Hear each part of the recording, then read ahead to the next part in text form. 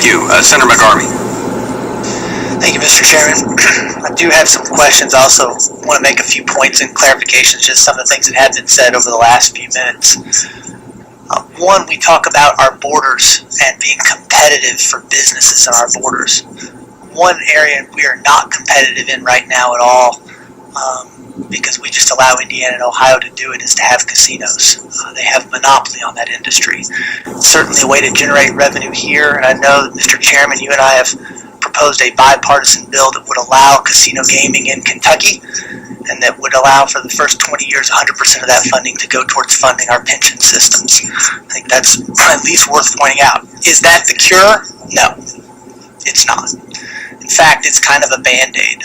The long-term cure is a truly modified tax system here in Kentucky that, yes, must be friendly to business. No, it cannot be regressive and put more of a tax burden on our already poor and working class.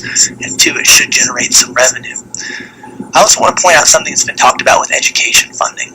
We talk about education funding in this room, we use percentages and we use numbers, but we don't tell a story. I watched 60 Minutes a couple of weeks ago. In 60 Minutes, they had a guy on there, I don't know if you guys saw it, but it dealt with artificial intelligence.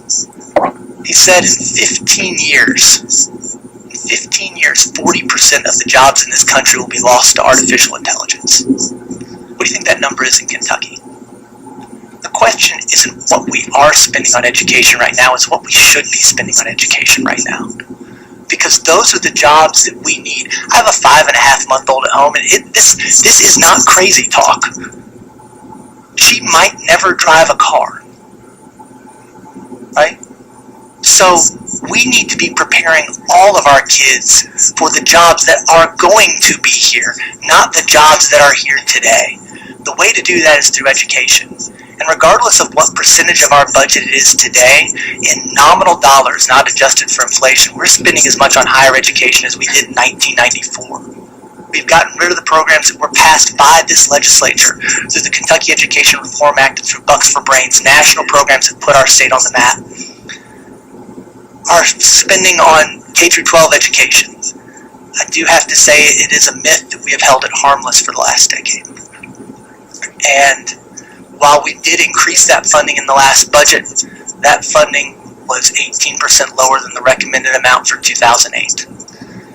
These things are all important.